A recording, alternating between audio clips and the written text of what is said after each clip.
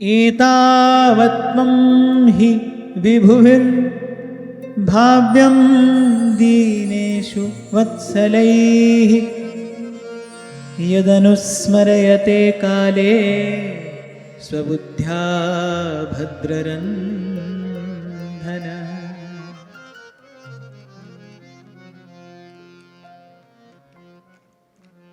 तो प्रभु के अनुग्रह की वर्षा में भीगते हुए प्रचेता गणों ने भाव विभोर होकर प्रभु से कहा, हे मंगल भवन, हे मंगलहारी, ले आप समर्थ हैं, हम दीन हैं, हम पर बस इतनी ही कृपा करिए, हमको अपना लीजिए। कभी कभी हमारा स्मरण करते रहिएगा, ये जानकर, ये मानकर कि हम आपके हैं, केवल आपके हैं, आपके अतिरिक्त हमारा और कोई आश्रय नहीं है और कोई आधार नहीं है और किसी भी प्रकार से कोई साधन करने में हम समर्थ नहीं है। जैसे कोई संतान अगर अयोग्य हो, किसी कारण से असमर्थ हो ना, तो माता पिता को उसकी चिंता अधिक होती है। कोई बालक अगर दुर्बल है, अयोग्य है, किसी प्रकार से यदि सामर्थ्य से रहित है, तो माता पिता को उसकी चिंता स्वाभाविक ही अधिक होती है। तो प्रचेतागणों ने कहा, इसी प्रकार प्रभु हम सर्व साधनहीन हैं, कुछ भी करने में समर्थ नहीं है और केवल मात्र आपके ही आश्रित हैं, आपका ही आधार है, इसलिए हम आपके हैं ये जानकर, ये मानकर बस कभी कभी हमारा स्मरण कर लीजिएगा। अर्थात हमें बिसारिएगा नहीं, हमें भूलिएगा नहीं, क्योंकि हम जैसे आपके लिए बहुत हैं, पर तुम सा हमको ना ही, आप सा हमारे लिए और कोई नहीं है। येनोपशान्तिर्भूतानां क्षुल्लकानामपि हताम् अन्तर्हितोऽन्तर्हृदये कस्मान्नो वेदनाशिषः। और बोले, यदि समर्थ स्वामी केवल अपना ही मान ले सेवक को, बोले सेवक का सब समाधान तो इसी से हो जाता है। परम पूज्य प्रातः स्मरणीय श्री राधा बाबा ये बात कहा करते थे कि प्रेम के मार्ग पर प्रियतम की स्वीकृति यही प्रेमी का बल होता है। बस एक बार प्रभु हमको स्वीकार कर लें, अपना लें, अपना मान लें, बस। क्योंकि कोई भी संबंध उभय पक्षीय होता है, एक ओर से संबंध नहीं होता। जब तक दोनों ओर से स्वीकृति ना हो तब तक उस भाव को संबंध कहा ही नहीं जा सकता। आप देखो, संबंध शब्द में दो शब्द हैं, संबंध, जो दो लोगों को समान रूप से बांध ले उसको ही संबंध कहते हैं। हम प्रभु से कुछ भी कहते रहे, जैसे कई बार मैं आपको कहता हूं ना, किसी का देना किसी के लेने से पूर्ण होता है। जब तक कोई ले नहीं तब तक आप देंगे कैसे? वो जो देने की क्रिया है वो किसी के लेने से ही तो पूर्ण होती है ना। देने के लिए कोई चाहिए, कोई लेने वाला होना चाहिए, तभी आप दे पाएंगे, तभी आप दे सकते हैं। बिल्कुल ठीक ऐसे ही कुछ भी हम प्रभु से कहते रहें, पर जब तक प्रभु माने नहीं, जब तक प्रभु स्वीकार ना करें, तब तक बात कैसे बने। इसीलिए महाराज वाणी में कहते हैं, जाप ताप भक्ति सा पूरी, अरे जो प्रभ के मन पाई, नाम जपत तृष्णा सब बुझी है, नानक त्रिपत अघाही। तुम करो दया मेरे साईं, तुम करो दया मेरे साईं।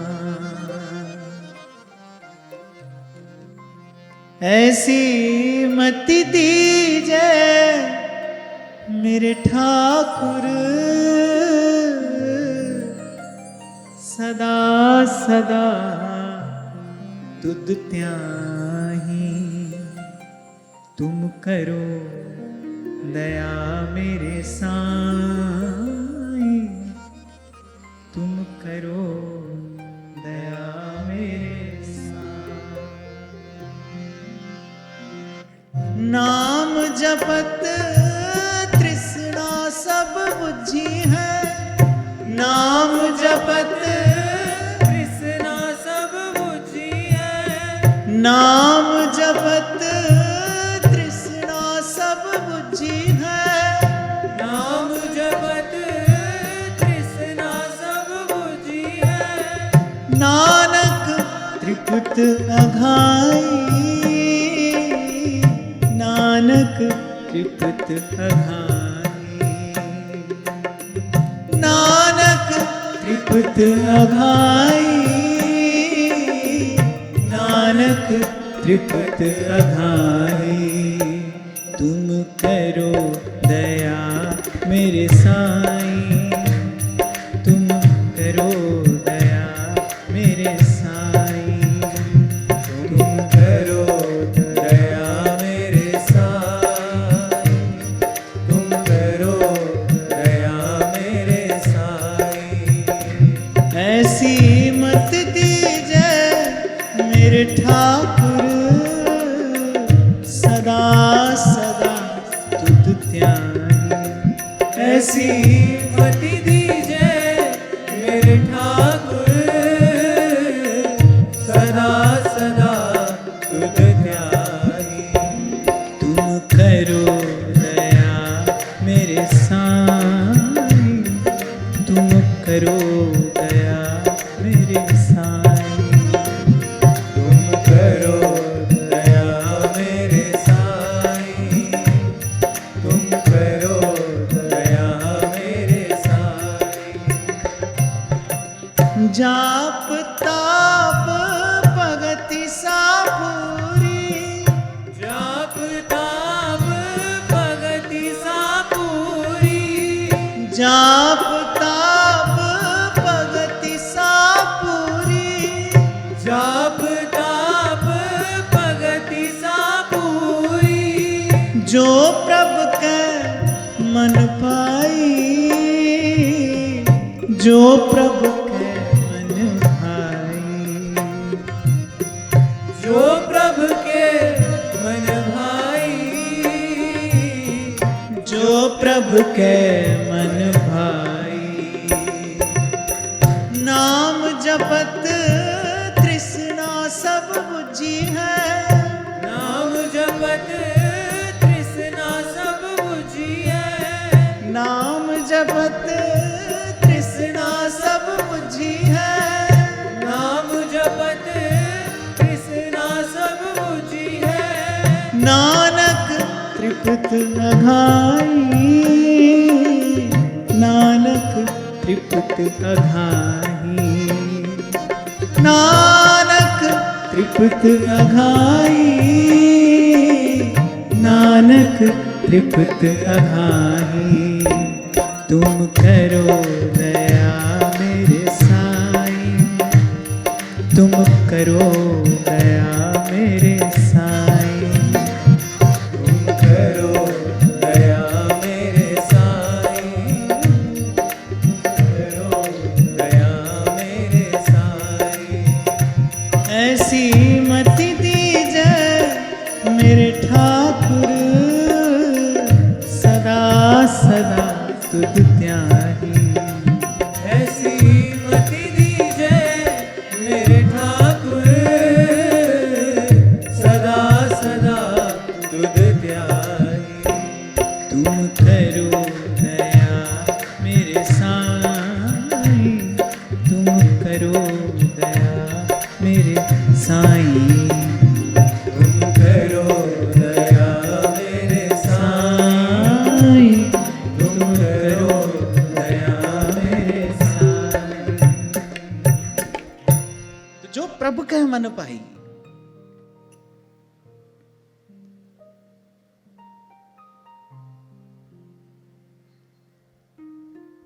और फिर जब भगवान ने ये कहा वर मांगो, तो प्रजेताओं ने कहा प्रभु क्या हमारे मन की इच्छा आप जानते नहीं? मेरे शुद्र से शुद्र जीव के भीतर भी आप अंतर्यामी रूप से विराजमान हैं। आपके उपासक, आपके आराधक अपने मन में क्या इच्छा रखते हैं, उनके मन में क्या भाव है, क्या आप ये जानते नहीं? यहां प्रचेता गणों का कहना यह है, प्रभु ये कहकर आप हमको संकोच में ना डालिए। आपको याद हो कभी मैंने आपसे कहा था, प्रभु ये कहें यहां कुछ मांगो, तो जो सच्चा भक्त है, उपासक है, वो ये सुनकर प्रसन्न नहीं होता। क्यों देना चाहते हैं प्रभु? अपने अतिरिक्त प्रभु हमको कुछ और देना ही क्यों जाते हैं? क्या हमारे भीतर ऐसी कोई कामना है? क्योंकि वो तो अंतर्यामी है, और अंतर्यामी जानी है अंतर्गत का भाव। अच्छा देखो, हमारी स्थिति देखो, हमने भगवान से कोई प्रार्थना की, अब कोई संयोग बना, आपने संसार की कोई कामना की और वो कामना पूरी हो गई, हमको लगा देखो भगवान की हम पर कितनी कृपा है। और वहां भगवान सन्मुख खड़े हैं, भक्तों से कह रहे हैं कुछ मांगो, भक्त कह रहे हैं प्रभु ये ना कहिए, क्या आप जानते नहीं हमारे हृदय में क्या है? धर्म न अर्थ न काम रुचि, गति न चहु निर्वाण, जन्म जन्म रति राम पद, यह वरदान न आन, यह वरदान न आन। असावेव वरोस्माकं ईप्सितो जगतः पते, प्रसन्नो भगवान् येषामपवर्ग गुरुर्गतिः। कहा हे जगदीश्वर, आप मोक्ष का मार्ग दिखाने वाले और स्वयं पुरुषार्थ स्वरूप हैं, आप हम पर प्रसन्न हैं, यदि इससे बढ़कर और हमको क्या चाहिए? तुम कृपाल जा पर अनुकूला, ताहि न व्यापी त्रिविध भवसूला। सदा स्मरण रखिए ये बात, अगर प्रभु अनुकूल हैं, ऐसे जन को न कभी कहीं किसी का कोई भय है, न कोई चिंता, और ना ही उसके लिए बंधन का कोई कारण और रह जाता है। प्रभु अपना सा कर देते हैं, स्वतंत्र, बंधन रहित। तो यहां प्रचेताओं ने कहा आप हम पर प्रसन्न हैं, क्योंकि भगवान ने प्रकट होते ही सबसे पहली बात क्या कही कि तुम्हारे परस्पर सौहार्द से प्रसन्न हूं। बोले आप हम पर प्रसन्न हैं, आपने हमको इस अद्भुत रूप से दर्शन दिया है, मंद मंद मुस्कुराते कृपा दृष्टि से आप हमको देख रहे हैं, अभी भी हमें कुछ और चाहिए होगा। यहां प्रचेतागण आपको हमको ये बात कह रहे हैं, बोले इसके बाद भी कुछ पाना रह जाता है, इसके बाद भी कोई याचना रह जाती है, बोले इससे बढ़कर और क्या चाहिए होगा हमें? बोले हमारा अभीष्ट तो आपकी प्रसन्नता है। देखो सेवक जो सेवा करता है, अगर सच्चा सेवक है तो उसके मन की इच्छा क्या होगी? भाई मैं जो कर रहा हूं इससे मेरा स्वामी प्रसन्न हो। यही बात अभी हम गा रहे थे, जाप ताप भगति सा पूरी, जो प्रभु के मन भाई। प्रभु आपसे क्या चाहते हैं? ये बात बड़ी महत्व की है। हमारी क्रिया का मोल महत्व नहीं है, और कम से कम प्रेम के मार्ग पर, भाव के मार्ग पर तो बिल्कुल नहीं। प्रभु हमसे क्या चाहते हैं?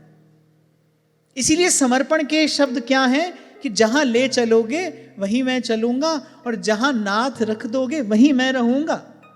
मेरे राम राय, मेरे राम राय, जो राखे त्यों रही है, तुद पावे ता नाम जपावे, सुख तेरा दिता लइए, सुख तेरा दिता लइए। बड़े दीर्घ काल तक शोर में, हलचल में, कोलाहल में रहने के बाद किसी एकांत सुंदर स्थान पर जाओ तो मन को कितनी शांति, कितनी प्रसन्नता की अनुभूति होती है। ऐसे लगता है कि थोड़ी देर के लिए मन ठहर गया है। शांति किसको कहते हैं? मन के ठहरने को ही तो शांति कहते हैं। जब तक मन दौड़ रहा है तब तक कैसी शांति, कहां शांति? तभी कल आपसे कह रहा था, घर बंधन का कारण नहीं है, मन की दौड़ ये अशांति का कारण है, मन बंधन का कारण है। शांति किसको कहते हैं? मन के ठहरने को ही तो शांति कहते हैं। तो ऐसे बहुत हलचल भरे स्थान से, कोलाहल भरे स्थान से एकाएक किसी सुंदर एकांत पवित्र स्थान पर जाओ तो मन शांत हो जाता है ना, थोड़ी देर के लिए ठहर जाता है, उसको सुखानुभूति होती है। ऐसे ही ये जो भाव है ना, मेरे राम राय, मेरे राम राय, जो राखे त्यों रही, ये शांत शांत मन की ही गुंजन है। मन जब शांत हो गया, ठहर गया, ये समर्पण का ही स्वर है। जो राख है त्यों रही है। एक बार कभी इस स्थान पर आप पहुंच कर देखो, वहां कितना सुख है, कितना आनंद है, वहां कैसी अद्भुत शांति है। एक बार इस भाव में पहुंच कर देखो। तभी बार बार आपसे कहता हूं, रहने के लिए घर बनाते हो पर उसमें तो शरीर रहेगा, मन को रहने के लिए भी कोई ठौर चाहिए, मन को भी एक ठिकाना चाहिए। उसकी चिंता कब करोगे, उसके लिए प्रयास कब करोगे। यहां पर पहुंचकर मन सुख पाता है। तुद पावे ता नाम जपावे, सुख तेरा दिता दिए, सुख तेरा दिता ले। यहीं पहुंचकर संत कहते हैं, माला जपूं न कर जपूं, मुख से कहूं न राम, सुमिरन मेरा हरि करे, मैं पायो विश्राम मलूका, मैं पायो विश्राम। यहीं पहुंचकर व्यास जी कह रहे हैं, काहू केवल भजन को, काहू को आचार, व्यास भरोसे कुंवर के, सोवत पाम पसार, सोवत पाम पसार। मन यहीं पहुंचकर सुख पाता है। मेरे राम राय जो राख है त्यों रही है, तुद पावे ता नाम जपावे, सुख तेरा दिता लही है। और जब तक आपकी किंतु परंतु रहेगी, देखो छोटा सा उदाहरण आपको देता। आपके घर में मान लो कोई सेवक सहयोगी है, आप अपनी ओर से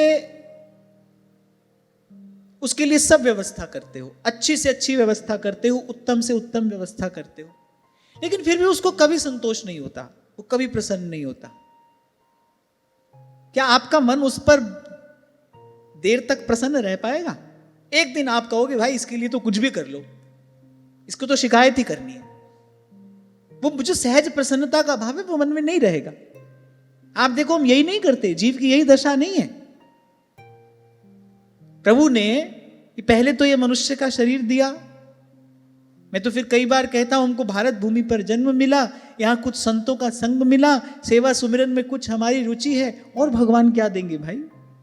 इसलिए श्री स्वामी जी महाराज कहा करते थे, श्री स्वामी रामसुखदास जी महाराज कहते भाई इस देश में मनुष्य का जन्म मिला है, भगवान की कृपा, ये इष्ट की कृपा है। थोड़ी साधु संग में रुचि है, थोड़ी सत्संग सेवा में रुचि है, बोले ये गुरुजनों आचार्यों की संत परंपरा की कृपा है। अब तो भाई आप अपने ऊपर कृपा करो, आपके ऊपर कृपा नहीं है, आप अपने ऊपर कृपा करो। हमारी देखो यही दशा है, सब कुछ दिया प्रभु ने, सब व्यवस्था की है। अरे एक मां के हृदय में अपने बालक के लिए कैसा स्नेह वात्सल्य होता है। बालक को कांटा चुभता है, पीड़ा मां को होती है। बालक को अगर ज्वर आ जाए ना तो रात भर मां सो नहीं पाती, उठ उठ कर देखती है कि इसको नींद तो आई है, भूखा तो नहीं है। 10 बार उसके माथे पर हाथ रख कर देखती है, ज्वर बढ़ तो नहीं गया, ताप बढ़ तो नहीं गया। वो जो बालक की चिंता है वो मां को सोने नहीं देती। और मां के हृदय में तो वात्सल्य का एक बिंदु है, और प्रभु उसी करुणा और वात्सल्य के सिंधु हैं।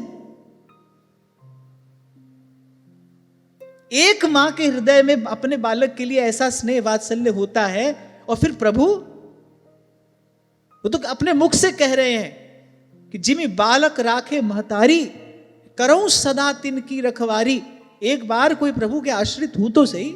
मेरे मालिक को रहती है मेरी हर बात की चिंता, पर हमारा किंतु परंतु समाप्ति नहीं होता। हमारी मांगा जांची समाप्त होती ही नहीं, हमारे मन का मांगना रुकता ही नहीं।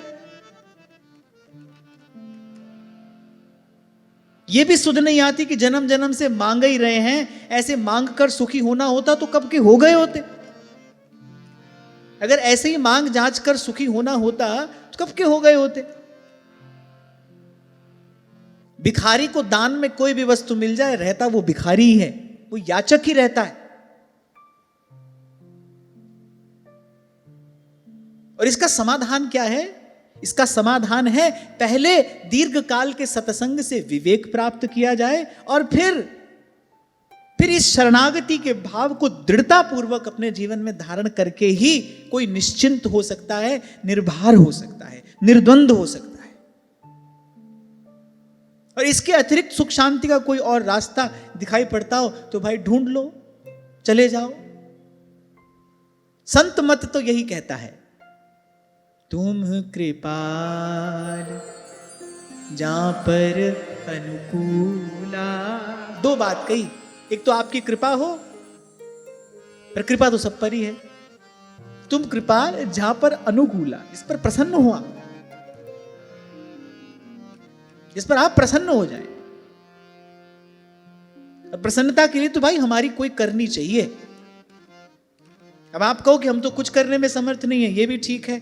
ये सामर्थ्य कहां से मिलेगी? ये सामर्थ्य गुरु प्रदान करता है। इसीलिए कहा जाता है आत्मा और परमात्मा के बीच में जब तक महात्मा नहीं आता तब तक कार्य सिद्ध नहीं होता। भगवान तो कह दिए ना, जो चली है तू एक पग, उन्होंने तो शर्त लगा दी, जो एक पग मेरी ओर चले तो मैं चल कर आऊं, जो मुझे पुकारे तो मैं उत्तर दूं। लेकिन वो एक पग जीव भगवान की ओर चले तो तब ना, जब वो मनमुख से सन्मुख हो। जीव मनमुख है, सर्वम कुर्वन्ति भगवंतम न भजन्ति। भाई ये बात तो मैं आपको अपना अनुभव कह रहा हूं। सब अनुकूलता, सब व्यवस्था हो जाए ना भजन के लिए, तो भी अगर संतों गुरुजनों की कृपा ना हो, प्रभु की अनुकूलता ना हो, जीव भजन कर नहीं सकता, होता ही नहीं। तो मैं आपको अपना अनुभव बता रहा हूं। सब अनुकूलता, सब व्यवस्था, कुछ नहीं करना है आपको, केवल भजन करना है। इसलिए रोज गाता भी हूं, आपसे गवाता भी हूं। यही एकमात्र सत्य है, सुख तेरा दिता लइए, सुख तेरा दिता लई। यही बात श्रीमद् वल्लभाचार्य महाप्रभु अपने सिद्धांत में कहते हैं। पुष्टि श्री कृष्ण का अनुग्रह है, वो जब तक न हो, एक पग भी चलना जीव के सामर्थ्य की बात नहीं है। तो एक पग भगवान की ओर जीव चले तो तब ना, जब मनमुख से सन्मुख हो। वो तो देख ही कहीं और रहा है, एक पग रखे या 100 पग उसी दिशा में रखता है। उसकी दौड़ तो स्वार्थ की है, सब इंद्रियां बाहर की ओर ही तो दौड़ रही हैं। पहले गुरु आता है, वो जीव को मनमुख से सन्मुख करता है। प्रभु की ओर जब जीव देखता है तब गुरु की कृपा से दिए भजन साधन के बल से जब वो भाव देह पुष्ट हो जाता है, एक कदम बढ़ाने योग्य हो जाता है, तब वो एक कदम प्रभु की ओर धरता है और तब प्रभु उसका उत्तर देते हैं। तब प्रभु की प्रसन्नता जीव को प्राप्त होती है। बहुत विचार कर महापुरुषों ने कहा, गुरु बिन भवनिधि तरई न कोई। करता करे न कर सके, अरे गुरु करे सो होए।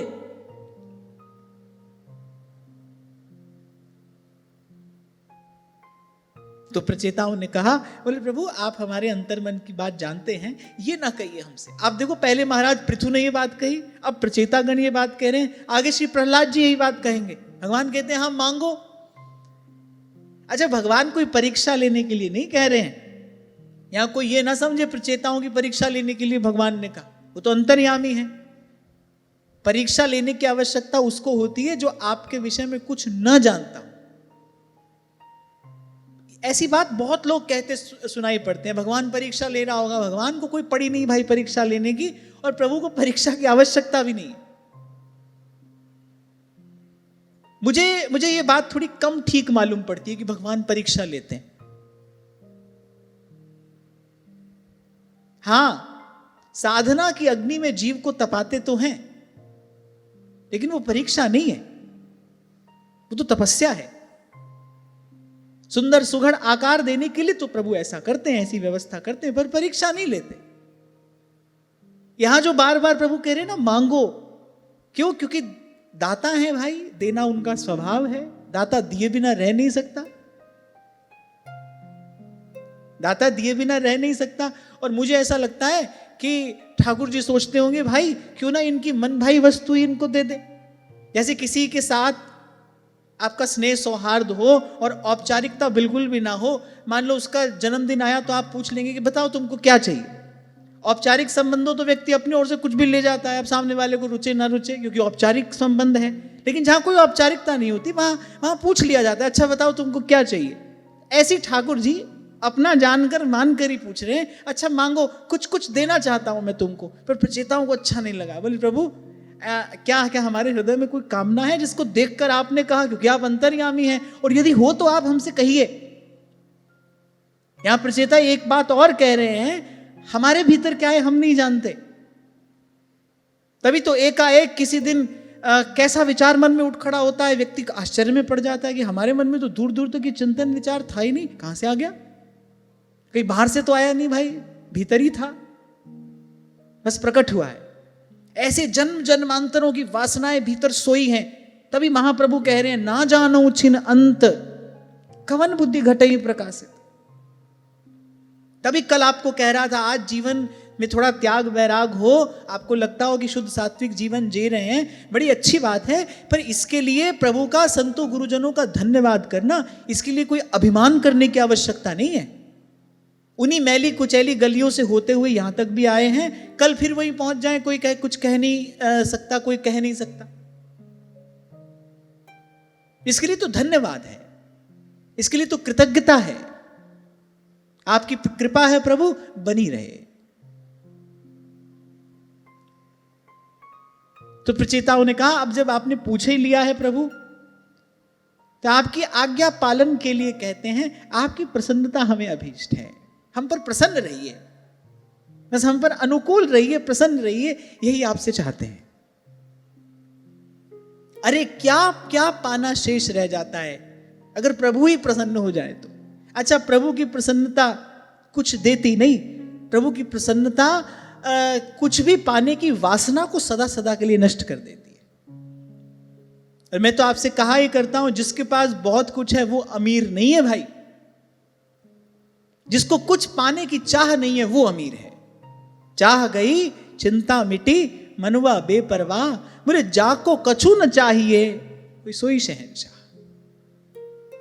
नहीं तो भाई बड़े बड़े बादशाह, शहंशाह, राजा महाराजा, चक्रवर्ती, सम्राट आए और गए, सोने चांदी के सिक्कों से खेलते और बस उसी में अपना जीवन व्यतीत करके यहां से गए। आज कौन उनकी बात कहने सुनने वाला है। कबीर जी अपनी एक साखी में कहते हैं, मुझे शब्द ठीक से याद नहीं है, बोले कभी जहां नौबत बजती थी और सब प्रकार के वाद्य यंत्र बजा करते थे, नर्तकियां नाचती थी, राग रंग होता था, बोले आज वहां जाकर देखो, बोले भूत बासा बनाए वहां।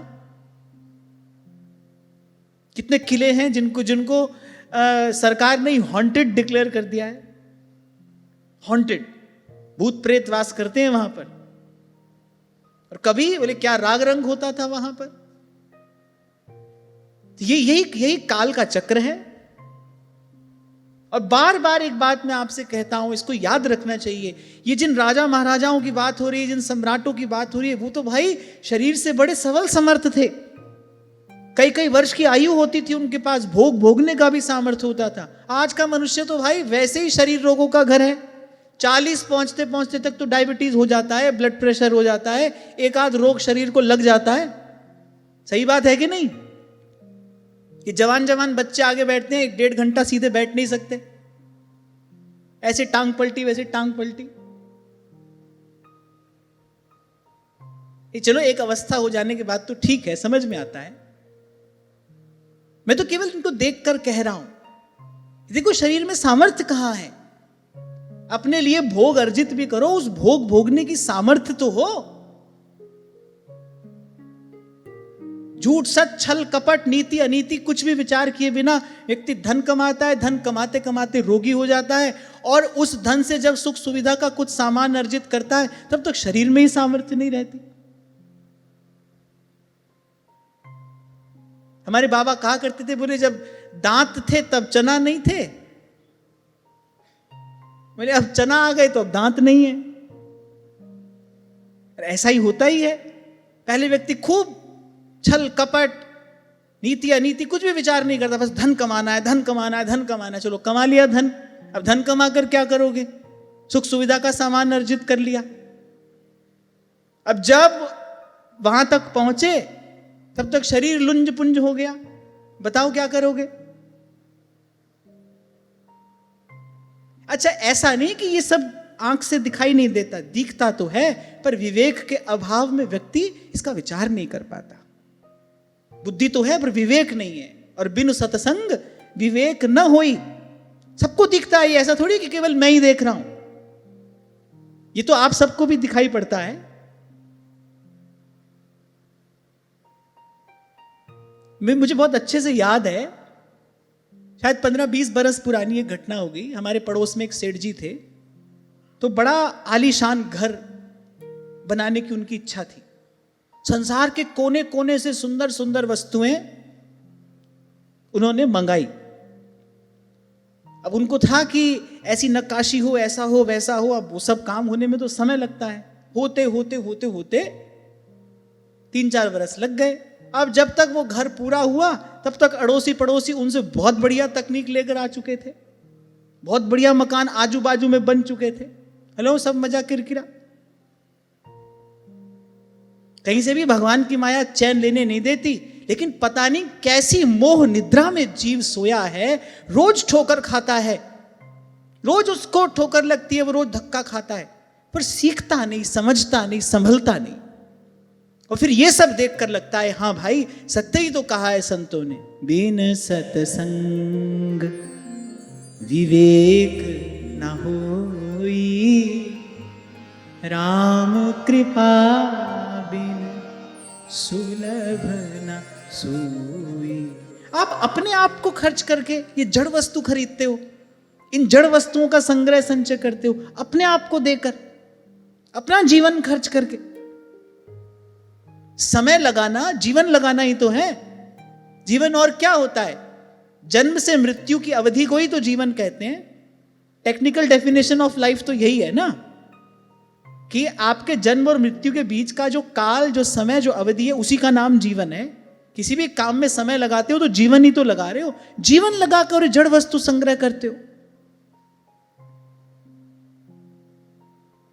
किसी और युग के लिए, किसी और काल के लिए तो ये उचित हो ना हो, पर आज के मनुष्य के लिए तो सर्वथा उचित है। पानी केरा बुदबुदा और मानुष की जात।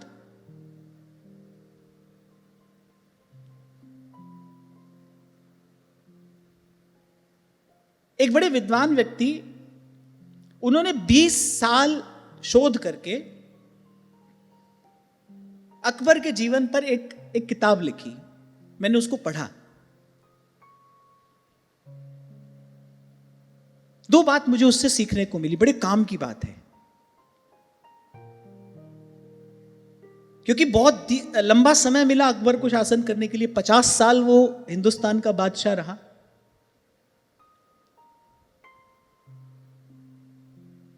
चारों ओर से इतनी तारीफ, इतनी प्रशंसा, इतना गुण अकबर का गाया गया कि वो सुनते सुनते अकबर को लगने लगा कि सच में मैं ही भगवान हूं, कुछ खुदाई करामात है मुझ में। अकबर ने ये मान लिया। अब संसार के पास करने के लिए क्या है? वो तो आपकी ऐसी झूठी सच्ची तारीफ करेगा। लोग बढ़ाई दे दे हाकत, और चलत दुखित है गैल, पर भजन बिन नर छकड़ा के बैल। तो उसको सच में लगने लगा कि हाँ भाई, मुझ में कोई खास बात है,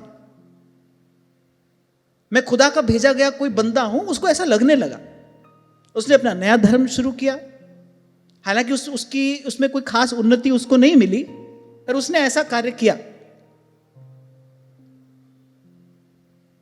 तो पहली बात तो मुझे यहीं से सीखने को मिली कि भाई 100 बार झूठ भी सुनो तो सच लगने लगेगा।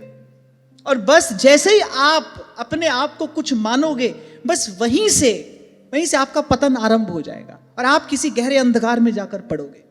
और उसके जीवन काल में यही घटना घटी। अपने अंतिम समय में हताश, निराश, अवसाद से ग्रस्त, जहां चारों ओर केवल षड्यंत्रकारी उसको दिखाई पड़ते थे, उसकी अपनी संतान दिन रात उसको मारने का ही प्रयास करने में लगी थी।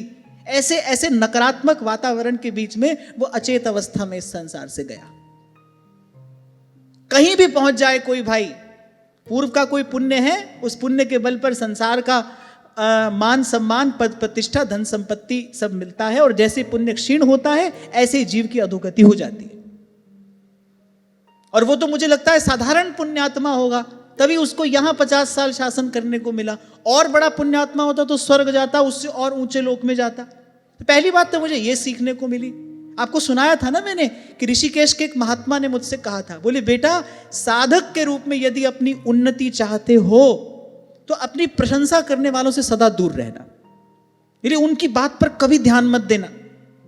बहुत अधिक प्रशंसा जब होती है, बहुत अधिक सम्मान जब मिलता है, तब क्या होता है, वो बार बार कही जाने वाली जो बात है, वो जो शब्द हैं, वो आपके भीतर कुछ हलचल पैदा करते हैं। आपको लगने लगता है भाई हम में कोई विशेष बात होगी।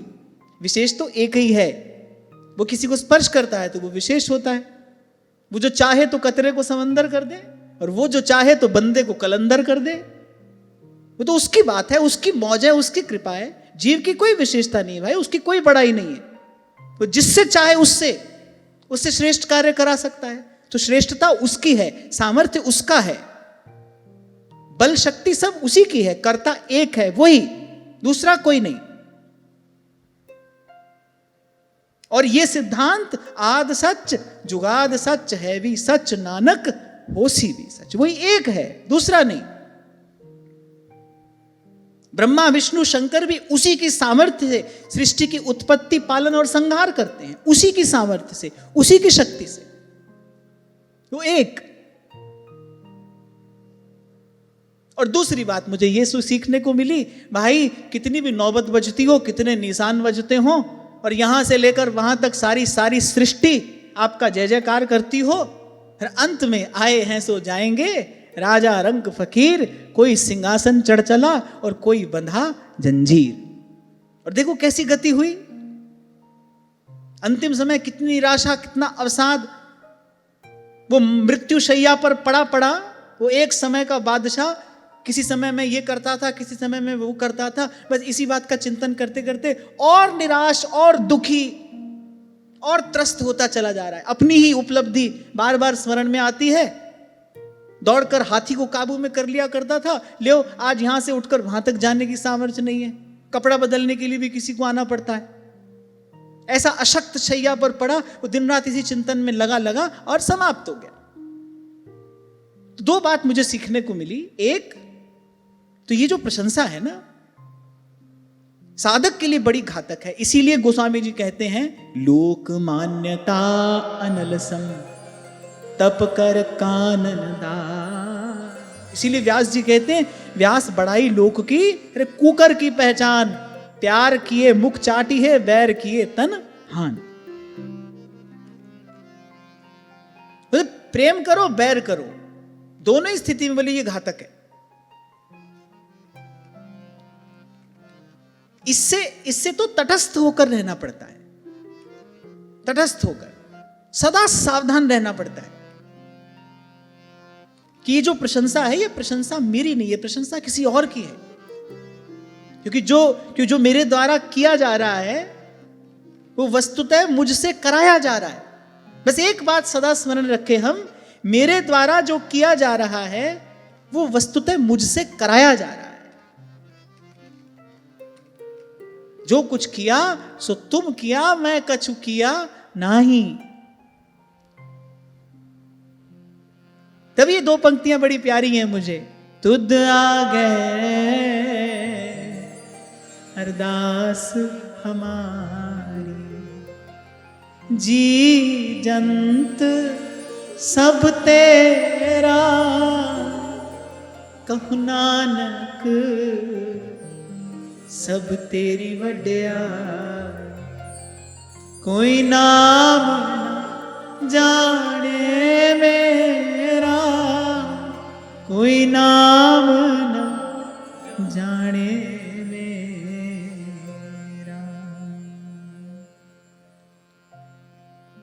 तो बोले बस प्रभु आप प्रसन्न रहिए हम पर। अच्छा ये कहकर ऐसा जीवन मांग लिया ना जो प्रभु के अनुकूल होगा, भक्ति भाव से संपन्न जीवन होगा, तभी तो प्रभु प्रसन्न अनुकूल रहेंगे। तो ये कहकर कि आप सदा हम पर प्रसन्न रहिए, यही आपसे मांगते हैं, ये कहकर वो भक्ति भाव से भरा जीवन प्रभु से मांग लिया। बस जन्म जन्म रति राम पद यह वरदान न आन। बड़ी सुंदर बात आगे कहते हैं प्रचेता, पारिजातेन लब्धे सारंगो नयन सेवते त्वदंघ्रिमूलमासाद्य साक्षात् किं किं वृणीमहि।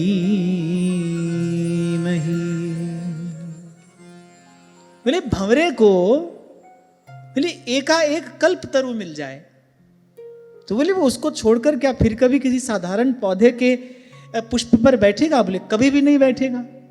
बोले ऐसे ही हमको सत्पुरुषों के समागम के प्रसाद स्वरूप आपके चरणों का दर्शन हो गया है, आपके चरण कमलों का हम दर्शन कर रहे हैं, आपके कर कमल वरद मुद्रा में हमारी ओर उत्तिष्ठ हैं, कमल नयन कृपा भरी दृष्टि से हमको निहार रहे हैं। बोले ये सब पा लेने के बाद क्या चाहें और हम क्या मांगें? आपने कहा है मांगो, पर हम बहुत विचार करके भी कुछ भी मांगने में असमर्थ हैं। आपकी चरण शरण में आकर यन लब्धवा पवांग अमृतो भवति सिद्धो भवति तृप्तो भवति, तृप्त हो गए हैं। यही एकमात्र कसौटी है साधक के लिए।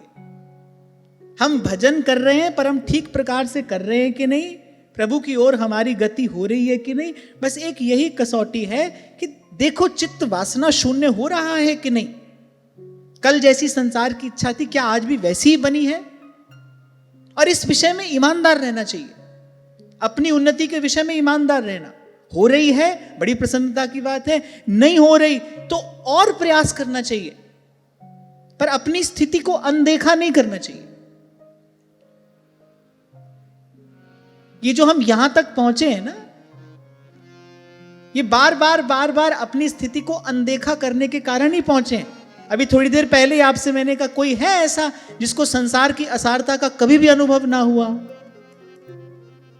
ये संसार असार है, ये सब संबंध असार हैं, कुछ देने वाले नहीं हैं। क्या इसका अनुभव नहीं हुआ? कभी हुआ ना, लेकिन उसको अनदेखा किया, उससे कुछ सीखा नहीं।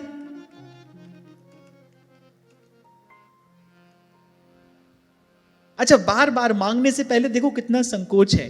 बार बार कह रहे प्रभु ये मिल गया, वो मिल गया, आपकी कृपा मिल गई, आपका प्रसाद मिल गया, आपका दर्शन हो रहा है, आप हम पर प्रसन्न हैं, अनुकूल हैं, आपने इस अद्भुत स्वरूप से हमको दर्शन दिया है। क्या मांगे? पर फिर भी भाई भगवान की आज्ञा है, भगवान ने कहा था वरम ब्रूहि, वर मांगो। अब उस आज्ञा का भी पालन करना है। यावत्ते मायया स्पृष्टा भ्रमाम इहि कर्मभिः आहा तावत् भवत् प्रसंगानां संगः स्यान्नो भवे भवे। बड़ा सुंदर श्लोक है और प्रचेता गणों का भाव भी बड़ा अद्भुत है।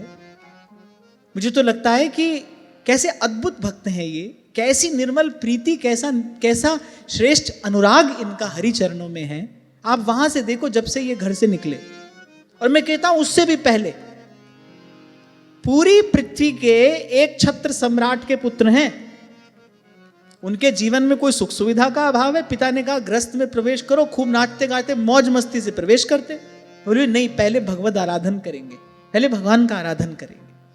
आराधन करने के लिए निकले, निकलते ही महादेव मिल गए, जिनका दर्शन देहधारियों को संभव ही नहीं है। निजम निर्गुणम निर्विकल्पम निरीहम चिदाकाशम आकाशवासम भजेहम निराकारम ओंकार मूलम तुरीयम गिरा ज्ञान गोतीतमीशम गिरीशम। उनका दर्शन हो गया, उन्होंने सीधा मार्ग बता दिया। अच्छा, ठाकुर जी को प्रचेता गणों के साथ साथ महादेव का भी तो मान रखना था भाई, उन्होंने भेजा है, ज्यादा विलंब भी नहीं कर सकते। अच्छा, उस समय के हिसाब से, इस सत्ययुग में घटी घटना है, उस समय के हिसाब से तो 10,000 वर्ष कोई बहुत बड़ी बात नहीं थी। लाखों वर्ष तपस्या करने वाले तब करते थे। बड़ी शीघ्र ही भगवान ने दर्शन दे दिया, प्रसन्न हो गए। तो घर से निकलते ही महादेव मिल गए, फिर भगवान का दर्शन हो गया। और भगवान ने कहा कुछ मांगो, तो वो मांगने से पहले इतने संकोच में है, प्रभु सब तो आपने दे दिया, आप हम पर प्रसन्न है, अब आपसे और क्या मांगे, पर फिर भी आपकी आज्ञा है तो आपसे मांगते हैं। ये श्लोक बड़ा ही सुंदर है। कहते आपसे केवल यही मांगते हैं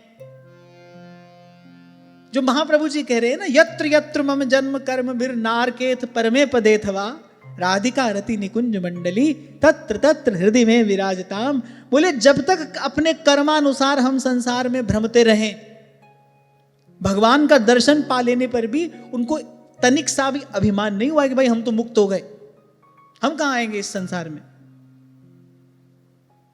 हम जैसे कोई लगता है कि हम कहां आएंगे इस संसार में। पर ये प्रसंग पढ़कर सीखने को मिलता है, कैसी अद्भुत विनम्रता है। फिर प्रभु हम तो जीव हैं, जाने कब भटक जाए। और इसी को जागा हुआ जीव कहते हैं, जिसको अपने स्वरूप का भी भान हो और जिसको प्रभु के स्वरूप का भी बोध। इसी को कहते हैं विवेकी, जो जग गया है, जो जिसकी मोह निद्रा टूट गई है। फिर प्रभु हम तो जीव हैं, जाने कब भटक जाएं, जाने कब हमसे भूल हो जाए।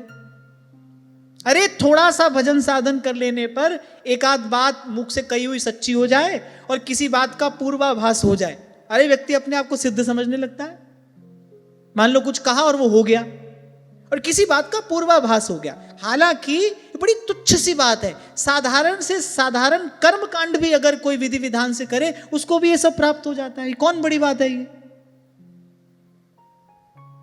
शुद्धतम बात है। ये व्यक्ति को लगता है भाई मैं तो सिद्ध हो गया और चल दिया संसार का कल्याण करने।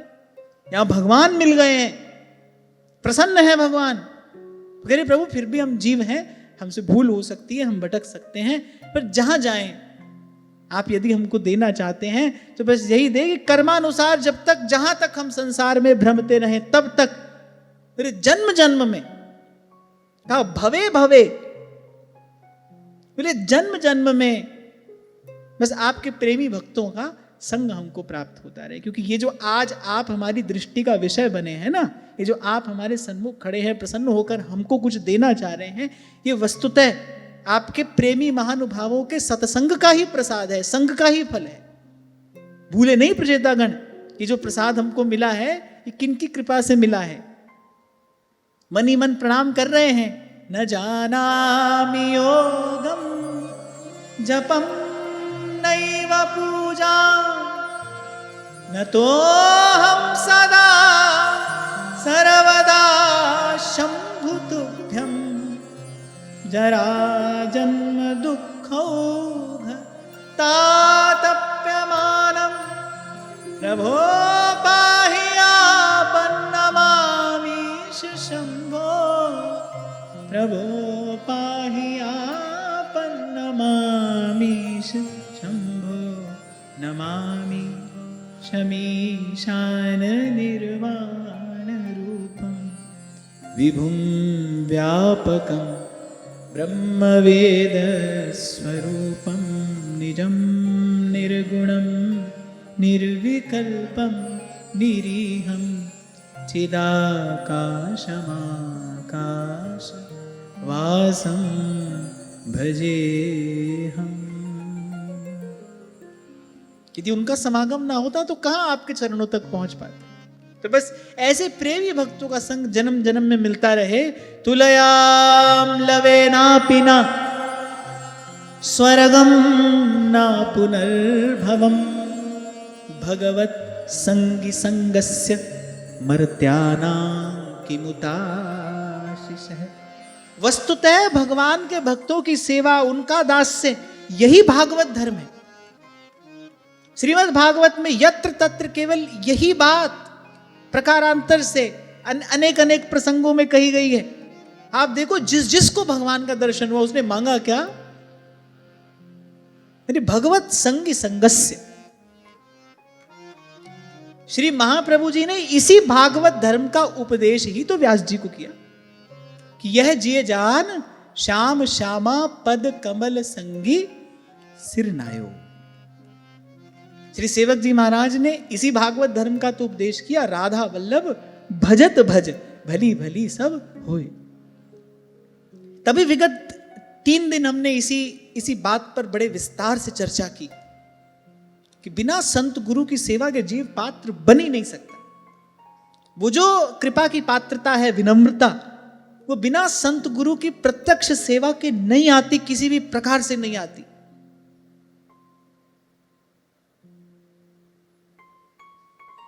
किसी भी प्रकार से नहीं आती। और जिसने भगवान से मांगा है, और कब मांगा, जब भगवान सामने खड़े हैं। यदि प्राप्य वस्तु भगवान ही हो तो भगवान तो सामने खड़े ही हैं। एक और बात, ये जो भगवान ऐसे प्रेमी अनुरागी भक्तों को कहते हैं ना, मांगो, तो अंतर्यामी है, तो जानते हैं इनको कुछ चाहिए नहीं। क्यों कहते हैं? आपको हमको ये सिखाने के लिए, हमको दिखाने के लिए कहते हैं कि देखो, जब मैं इनसे कहूंगा तो ये मुझसे क्या मांगेंगे। जब मैं इनसे कुछ मांगने को कहूंगा तो क्या मांगेंगे। महाराज पृथु ने यही मांगा, प्रचेता यही मांग रहे हैं, आगे आगे प्रहलाद जी यही मांगेंगे। मांगने योग्य वस्तु क्या है? ठाकुर जी आपको हमको बता रहे हैं। कौन कौन सा गाना गाते रहते हो मेरे सामने आकर। अरे मेरे सन्मुख जीव हो तो उसको ये मांगना चाहिए, तुलयाम लवे ना पिना स्वर्गं ना पुनर्भवं भगवत संगी संगस्य मर्त्यानां किमुताशिषः।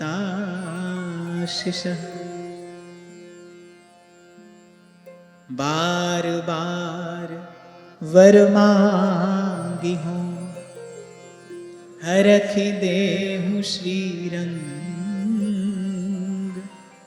पद सरोज अनपायनी, भक्ति सदा सत्संग। तुम निधान अटल सुल्तान, तुम निधान अटल सुल्तान, जी जंत सब जाचे, जी जंत सब जाचे,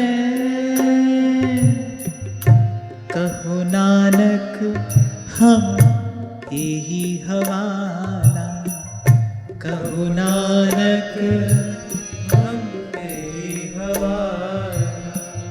राख संतन के पाछे माधो माधो माधो माधो, हम ऐसे तुम ऐसा, माधो हम ऐसे तू ऐसा, माधो माधो माधो माधो माधो माधो माधो, हम ऐसे तुम ऐसा, माधो हम ऐसे तू ऐसा।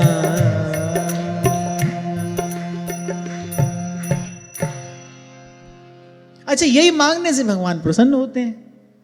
मेरे प्राप्य वस्तु क्या है? भगवान की प्रसन्नता, और यही मांगने से भगवान प्रसन्न होते हैं।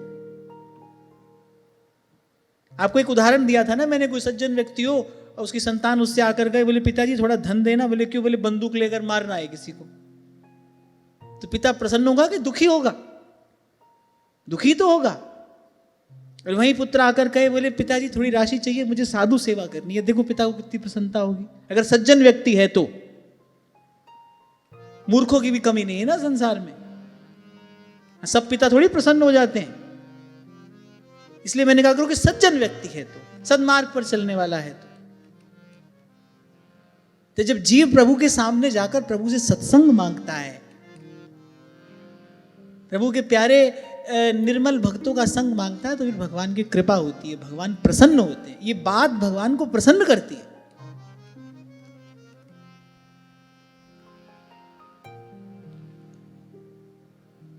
तो उन्होंने कहा कि भगवत भक्तों के क्षण भर के संग के सामने भले हम स्वर्ग और मोक्ष को भी कुछ नहीं समझते, जो सुख है सत्संग में सो वैकुंठ न होए। और बोले क्षण भर के संग के सामने, क्यों ऐसा क्यों कहा? क्योंकि उनका क्षण भर का संग जीव को मनमुख से सन्मुख करने वाला है।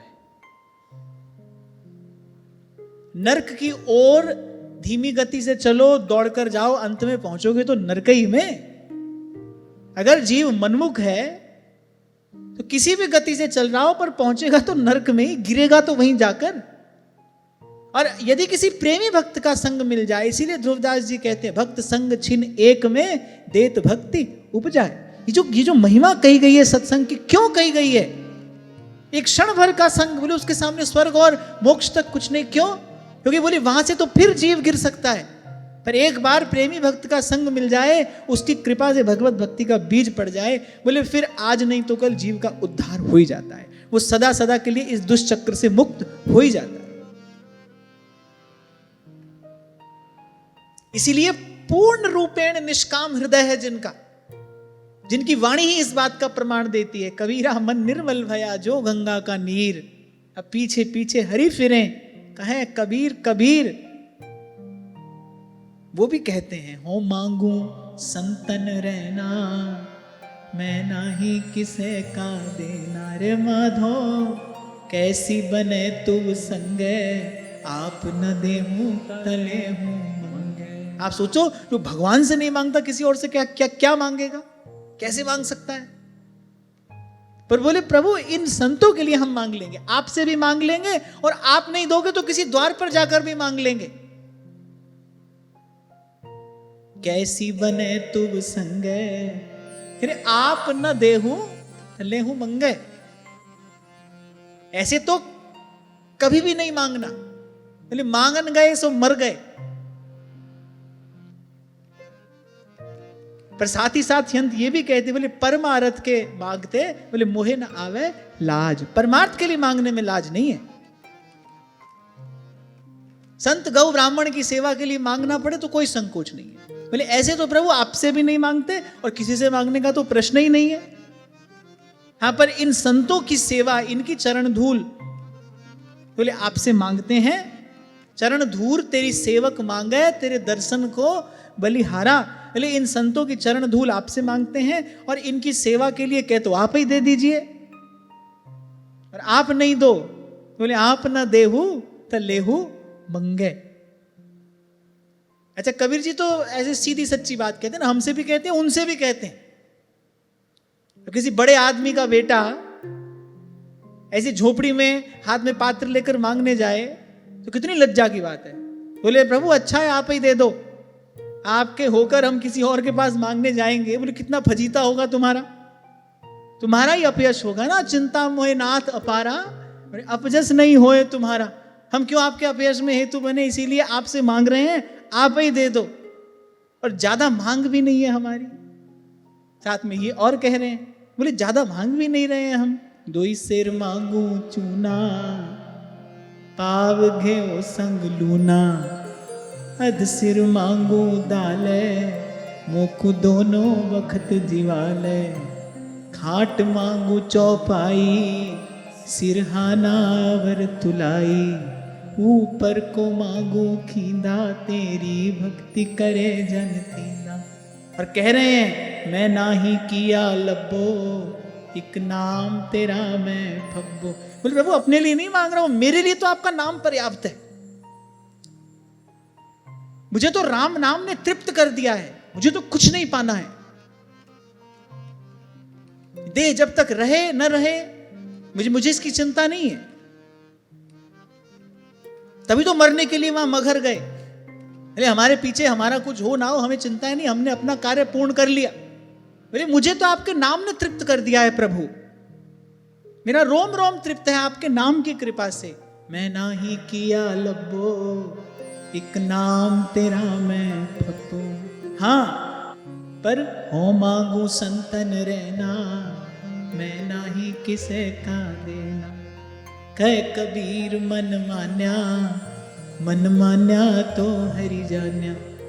और इसका अर्थ क्या है? अरे इन संतों की सेवा परम पुरुषार्थ है, ये मेरे मन ने माना है। अरे कहे कबीर मन मान्या, मेरे मन ने इस सिद्धांत को पूर्ण रूपेण स्वीकार किया है कि आपके इन प्यारे संतों की सेवा ही परम पुरुषार्थ है, और उसी सिद्धांत को मानकर मैंने आपको जाना है। कहे कबीर मन मान्या तो हरि जान्या, जी गोपाल तेरा आसरा। जी दयाल तेरा आसरा। और नहीं तो वो तो दो टूक ये भी कह देते हैं, भूखे भक्ति न कीजय, ये माला अपनी लीजय माधो। भूखे भक्ति न कीजय, ये माला अपनी लीजय। हो मांगू संतन रहना, मैं नहीं किसे का देना माधो। मांगू संतन रहना, मैं नहीं किसे का देना माधो। कैसी बने तू संगे, आप न देहूँ तले हूँ मंगे माधो। कैसी बने तू संगे, आप न देहूँ तले हूँ मंगे। दुई सिर मांगू चूना, पाव घेओ संग लूना माधो। दुई सिर मांगू चूना, माधो। अध सिर मांगू दाले, मोकू दोनों बखत जीवाले माधो। अध सिर मांगू दाले, मोकू दोनों बखत जीवाले। ओ माधो खाट मांगू चौपाई, सिरहाना अवर तुलाई माधो। खाट मांगू चौपाई, सिरहाना और तुलाई। ऊपर को मांगू खींदा, तेरी भक्ति करे जन थींदा माधो। पर को मांगू खींदा, तेरी भक्ति करे जन थींदा। मैं नाही किया लबो, एक नाम तेरा मैं फब्बो माधो। नाही किया लबो, एक नाम तेरा मैं फब्बो। कह कबीर मन मान्या तो हरि जान्या। कह कबीर मन मान्या तो हरि जान्या। जी गोपाल तेरा आसरा, जी दयाल तेरा आसरा। जी गोपाल तेरा आसरा, जी दयाल तेरा आसरा। जी गोपाल तेरा आसरा, जी दयाल तेरा। तो कहे कबीर मन मान्या, इसी सिद्धांत में मेरी प्रतीति है, दृढ़ निष्ठा है, और इसी सिद्धांत की मान्यता के प्रसाद स्वरूप मैंने आपको जाना है प्रभु। संत की बात मानकर ही तो प्रभु को जाना जाता है। प्रभु को जानने का और क्या तरीका है? अपनी बुद्धि से कोई जान लेगा, अपनी सामर्थ्य से कोई जान लेगा? उस तत्व को जानने का तरीका संत गुरु की बात मानना ही तो है। सबने मानकर ही तो जाना है। अंत में कहते कि इन्हीं की कृपा से, इन्हीं की बात मानकर तो आपको जाना है। अब आपको जानकर इनको कैसे छोड़ दूं? ऐसा स्वार्थी नहीं हूं प्रभु मैं कि जब आपको जान लिया अब इनको छोड़ दूं। अब तो हमको ये आपसे अधिक प्यारे हैं। बलिहारी गुरु आपने जिन गोविंद दियो मिलाए, बोले अब आपसे अधिक प्यारे हैं। इनकी कृपा से आपको जाना है, इनकी कृपा से मैं तृप्त हुआ हूं, इनकी कृपा से तीनों लोकों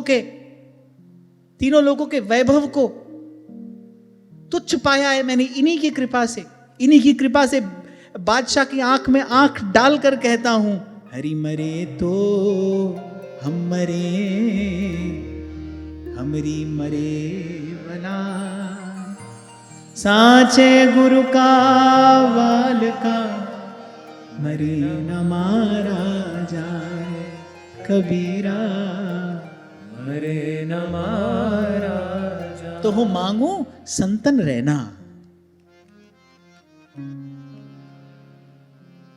तो प्रचेताओं ने यही मांगा, जहां भी जाएं प्रभु, अब अपने कर्मों के अनुसार जो भी योनि, जो भी जन्म हमको प्राप्त हो, जही जोनि जन्मऊ कर्म बस ता राम पद अनुरागऊ। हे नाथ करि करुणा बिलो, देहु बर यह मांगहूं, जेहि जोनि जन्म कर्म आप देखो वहां बाली भी यही बात कह रहा है, श्री रघुनाथ जी का दर्शन करते करते बात कह रहा है कि जेहि जोनि जन्मो करम बस। यहां एक और बात है, भक्त को कभी स्वप्न में भी मुक्ति की इच्छा नहीं है। भक्त के हृदय में कहीं दूर तक भी मुक्ति की इच्छा नहीं है, कामना नहीं है। वो नहीं चाहता है कि मुक्त हो ही जाएं, जैसी प्रभु की इच्छा हो। प्रभु हमें बार बार संसार में भेजना चाहे खूब भेजें, बस इतनी कृपा कर दें उनके प्रेमी भक्तों का संग मिलता रहे। जेहि जोनि जन्म कर्म बस।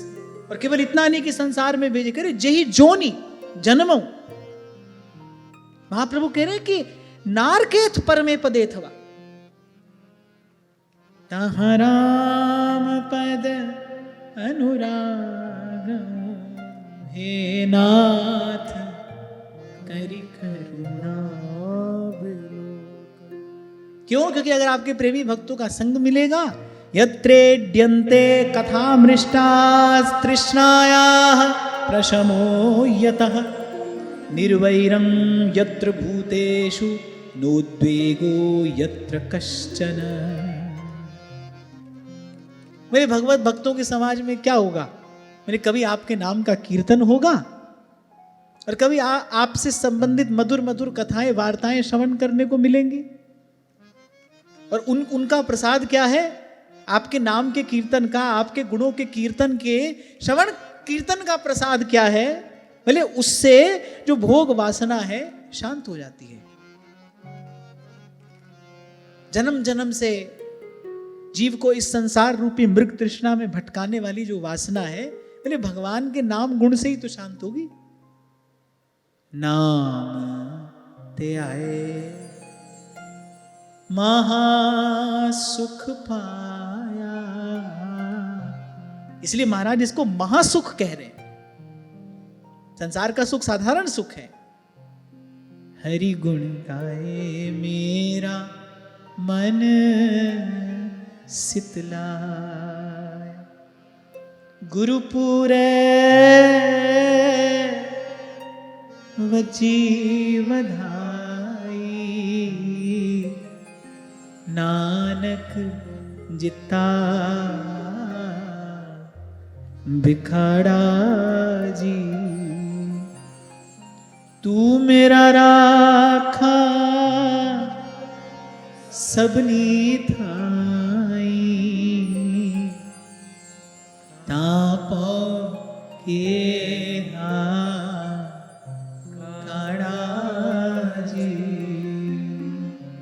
बोले वहां का वातावरण इतना सुंदर, सुमधुर, स्वच्छ, निर्मल, सकारात्मक, पवित्र हो जाता है कि किसी प्रकार का वैर विरोध या उद्वेग वहां रहता ही नहीं। कल हम इस विषय पर बात कर रहे थे ना, सतत सत्संग जहां होगा, भगवान के नाम का कीर्तन जहां होगा, वहां का परमाणु दिव्य हो जाता है। वहां बैठकर चिंतन करने से भजन भावना बलवती होती। तहाँ वैकुंठ जहाँ कीर्तन तेरा, आपे सरधा। देखो कितनी महत्वपूर्ण बात यहां महाराज कह रहे हैं। हम बार बार चर्चा करते हैं, सबसे पहली मांग क्या है? इस मार्ग पर किसी को चलना हो तो प्रथम हृदय श्रद्धा जो करे। अब श्रद्धाहीन बेचारा क्या करे? जिसको श्रद्धा न हो, क्योंकि श्रद्धा तो दैवी संपद है, वो तो जन्म जन्म का साधन फलीभूत होता है, तब भगवान में श्रद्धा होती है। ऐसे थोड़ी हो जाती है। संतों गुरुजनों में श्रद्धा ऐसे ही नहीं हो जाती है। पुण्य पूर्ण होते हैं, साधन फलीभूत होता है, तब भगवान में, सत्पुरुषों में, सद्मार्ग में श्रद्धा होती है।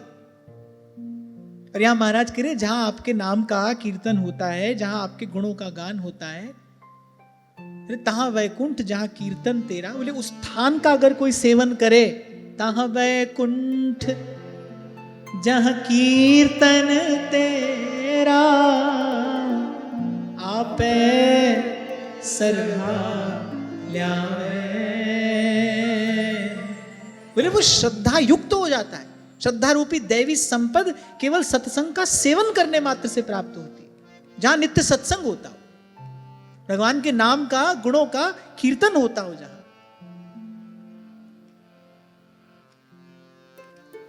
और पूर्व में भी हमने इस विषय पर चर्चा की। महाराज पृथु ने कहा, स उत्तम श्लोक महन मुखच्युतो भवत पदाम्भोज सुधा कणानिलः स्मृतिं पुनर्विस्मृत तत्व वर्तमानां कुयोगिनां नो वितरत्यलंबरैः।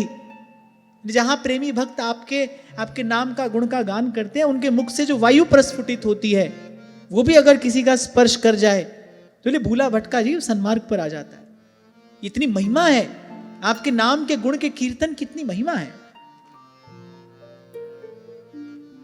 तभी महाराज यहां वाणी में फरमा रहे, नाम त्याय महासुख पाया, हरि गुण गाए मेरा मन शीतलाया। तीन लोक का वैभव पाकर भी मन शीतल नहीं होता है, मन को चैन नहीं पड़ती, मन को ठिकाना नहीं मिलता। और यहां हरि गुण गाए मेरा मन शीतलाय, गुरुपुरै वजी बधाई। और सत्संग की कृपा से प्रभु से मिलने की इच्छा जग जाए और समर्थ सदगुरु मिल जाए, बोले फिर यहां मन के आंगन में बधाई बजती है। आनंद पया मेरी माए सतगुरु में पाए, आनंद पया मेरी माए सतगुरु में पाया, सतगुरता पाया सहज सेती मन वजिया बधाई, सतगुरता पाया सहज सेती मन वजिया बधाई। बड़े सुंदर शब्द हैं। महाराज कहते हैं, रे मन मेरे आ सदा रहो हर नाल, रे मन मेरे आ सदा रहो हर नाल, हर नाल रहो तू मन मेरे दुख सब विसारना, सबना गल्ला समरथ स्वामी तू क्यों मनो विसार, आनंद पया मेरी माए सतगुरु में पाया, आनंद पया मेरी माए सतगुरु में पाया। तभी किसी ने पूछा कि जीवन की सबसे सुंदर घड़ी, कुर्बान जाऊं सो वेला सुहावी जित, तुम्हारे द्वारे आया, नानक को प्रभु भय कृपाला, सतगुरु पूरा पाया, सतगुरु पूरा पाया, चरण कमल तेरे धोए धोए पीवा मेरे, सतगुरु दीन दयाला, चरण कमल तेरे धोए धोए पीवा मेरे, सतगुरु दीन दयाला। सिमर सिमर सिमर नाम जीवा, तन मन होवे निहाला, सिमर सिमर सिमर नाम जीवा, तन मन होवे निहाला, तन मन होवे निहाला, चरण कमल तेरे धोए धोए पीवा मेरे, सतगुरु दीन दयाला। इसीलिए श्रीमद् भागवत में अन्यत्र कहा गया, जो तत्ववेत्ता महापुरुष हैं उनके चरण जागृत तीर्थ हैं। काल क्रम से कभी कभी कोई क्षेत्र जागृत क्षेत्र होता है, और फिर काल क्रम से कभी कभी वो लुप्त हो जाता है। काल क्रम से कोई जागृत होता है, काल क्रम से लुप्त हो जाता है। पर बोले जो तत्ववेत्ता महापुरुष हैं इसीलिए कहा आत्मविद चरणार्चनम, जो तत्ववेत्ता महापुरुष हैं, जो प्रभु आपको जान गए हैं, जिन्होंने आपको आपकी कृपा से पा लिया है, उनके जो चरण हैं भले वो जागृत तीर्थ है, उसका सेवन करने वाले का कल्याण अवश्य होता है। और वैसे भी तीर्थ को तीर्थ बनाने वाले संत ही तो होते हैं। तीर्थि कुर्वन्ति तीर्थानि मुद मंगलमय संत समाजु, जो जग जंगम तीर्थ राजू। संत की कृपा से कोई भूमि तीर्थ होती है।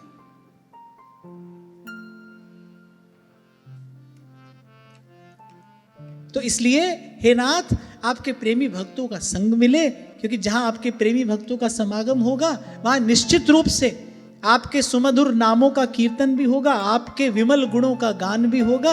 अरे ऐसे स्थान पर श्रद्धा और विश्वास रूपी दैवी संपत्ति जीव को प्राप्त हो जाती है। उसको प्राप्त करके सत्संग का सेवन करते करते क्या होता है, प्रभु से मिलने की इच्छा होती है, और प्रभु से मिलने की जो इच्छा है वो उस सतगुरु तक ले जाती है। और सदगुरु के मिलने के बाद कुर्बान जाऊं सो वेला सुहावी, जित तुम्हारे द्वारे आया, नानक को प्रभु भय कृपाला, सतगुरु पूरा पाया। समर्थ सदगुरु मिल जाने के बाद फिर जीव याचक नहीं रहता, फिर तो वो देने वाला हो जाता है। महाप्रभु जी का दर्शन हुआ तो बधाई में रसिक जन क्या कहते हैं, जाचक जन सब किए अजाची, पूजई मन की आस, व्यास सुवन की चरण बलैया, व्यास सुवन की चरण बलैया, लग्यो किशोरी दास, भैया हो अद्भुत मंगल आज, भैया हो अद्भुत मंगल आज। गुरु ही जीव को दाता बनाता है। तभी भोली सखी कहती है, जो है यहाँ का सोना अनत का, दंपति पानी पे पागे है। अरे इस दर का जो भिखारी, उससे सब जगह भिक्षा मांगे। आप देखो हमारे महाप्रभु जी ने हमको बनाया कि नहीं बनाया, आज तक जन्म जन्मांतर से झोली फैलाकर मांग ही रहे थे। जहां जाते, जिस द्वार पर जाते, वहीं पर बस हमारा मांगना आरंभ हो जाता। और जैसे ही श्री महाप्रभु जी की कृपा हुई, जैसे ही चरण रज मिली, तैसे ही हमारे महाप्रभु जी ने हमको क्या सिखाया, करे जय श्री हित हरिवंश, असीस देत मुख, चिर जीवो भूतल यह जूरी, हो बलि जाऊं नागरी श्याम, ऐसे ही रंग करो निशिवासर, वृंदा विपिन कुटी अभिराम। जो जन्म जन्म का याचक था, देखो प्रेम का स्पर्श पाके सदगुरु की कृपा से देने वाला हो गया, याचक दाता हो गया। यही प्रेम का वैभव है, यही गुरु की कृपा है। समर्थ सदगुरु जीव की सदा सदा की याचना सदा सदा के लिए समाप्त कर देता है। जीव सदा से याचक है, क्योंकि अपूर्ण है, निर्बल है, आश्रित है, बद्ध है, पराधीन है, याचक ही है। समर्थ गुरु जीवन में आए, उनकी कृपा हुई, प्रभु जो जन्म जन्म से मांग रहा था, देने वाला हो गया। क्षण भर में ऐसी घटना घटी। सूरदास जी एक के बाद एक पद सुना रहे हैं श्रीमद् वल्लभाचार्य महाप्रभु जी को। सब पतितन को राजा, सब पतितन को नायक, मौसम कौन, कुटिल खल कामी सब। अच्छा, 2-3 पद तो महाप्रभु जी ने सुने, फिर कहा अरे आंधरे सूर होए के घिघियाए रहे हो, नाम क्या है, सूरदास। अच्छा, इससे पहले श्री सूरदास जी की जो ख्याति थी वो सूर स्वामी के नाम से थी, सूर स्वामी के नाम से प्रख्यात थे। तो श्री महाप्रभु जी ने कहा अरे आंधरे सूर होए के घिघियाए रहे हो, अरे भले बस बहुत हो गया गिड़गिड़ाना। अरे कछु ठाकुर जी को जस गा, कछु भगवत लीला को गान कर। सूरदास जी के नेत्र सजल, सूर कहा कहे द्विविध आंधरो, बोले कैसे गाऊं, बाहर से और भीतर से दोनों ओर से अंधा हूं। सूर कहा कहे द्विविध आंधरो, और अब इन चरणों का बिना मोल का चेरा हूं, बिना मोल को चेरो। भरोसो दृढ़ इन चरणन के। श्रीवल्लभ नख चंद्र छटा बिन सब जग माही अंधेरो भरोसो दृढ़ इन चरणन केरो भरोसो दृढ़ इन चरणन केरो। महाप्रभु जी को दया आ गई, बोले जाओ यमुना जी का स्नान करके आओ। यमुना स्नान करके आए, सूरदास जी का ब्रह्म संबंध कराया। और समर्थ सदगुरु हैं भाई, केवल कहने कोई ब्रह्म संबंध नहीं था, ब्रह्म से संबंध करा ही दिया। भगवान लीला की अनुभूति करा दी, घुटुरवन चलते बालकृष्ण लाल का दर्शन करा दिया। और जो कुछ क्षण पहले दीनहीन अवस्था में पड़े केवल अपने अवगुणों का ही बखान कर रहे थे, जैसे ही गुरु की कृपा हुई, वो लोहा कंचन करे ये कर दे आप समान, महाप्रभु जी ने करके दिखाया।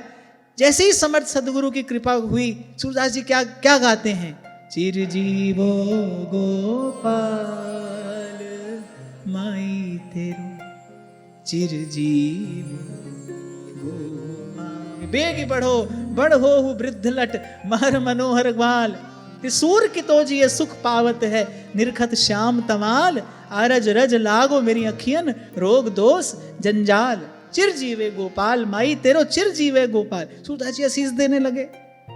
वो जीव जो जन्म जन्म से दीनहीन अवस्था में पड़ा, द्वार द्वार की याचना में लगा है, गुरु की कृपा हुई, वही दाता हो गया। अच्छा, दे भी किसको रहा है? तीनों लोक के दाता को दे रहा है। आशीष किसको दे रहे हैं? ठाकुर जी को दे रहे हैं। इसलिए नारद जी कहते हैं, यं लब्धवापमांग अमृतो भवति सिद्धो भवति तृप्तो भवति। देने में सुख तृप्त को ही आता है। जो देने का सुख है ना, वो तृप्त को ही मिलता है। जो तृप्त है उसी को देने में सुख होगा। बड़ी भूख लगी हो, आपके हाथ में बड़ी बड़ी मेहनत के बाद, परिश्रम के बाद भोजन का थाल आया, इतने में कोई भूखा आ गया। हमारी बात याद करके दे भले दो आप, लेकिन देने में वैसा सुख नहीं होगा। क्यों? क्योंकि आपको ही भूख लगी है। हाँ भाई, सुना था अपने हिस्से का सुख किसी को देना, तो भले आप दे दो, आधा ही दे दो, तो देने में वैसा सुख नहीं होगा। आप तृप्त हो, पेट भी भरा है और मन भी भरा है, फिर जो देने में सुख होता है उसकी बात कुछ और है। तो जो देने का सुख है वो तृप्त को है। तो पहले गुरु अपनी कृपा से तृप्त करता है, फिर जीव देता है। इसीलिए एक भक्त कवि कहते हैं, जाहि लहै तेरे कछु लैन की चाह न हिय में होए, जयति जगत पावन करन प्रेम बरन दो। ये दो शब्द तो ऐसे हैं ना भाई, ये 2.5 अक्षर तो ऐसे हैं, किसी भी मत विचार संप्रदाय का व्यक्ति हो, इसको तो मानना पड़ेगा।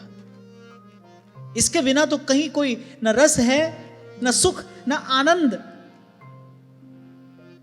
इसीलिए कहने वाला कहता है, जयति जगत पावन करन। मेरे जग को पावन करने वाले तो ये 2 शब्द हैं, जयति जगत पावन करन प्रेम बरन दो। आज की वार्ता ही श्री जी के चरणों में निवेदन करता हूं। महाराज श्री के चरणों में प्रणाम। आप सबके हृदयस्थ हित प्रभु को, भाव प्रभु को नमन।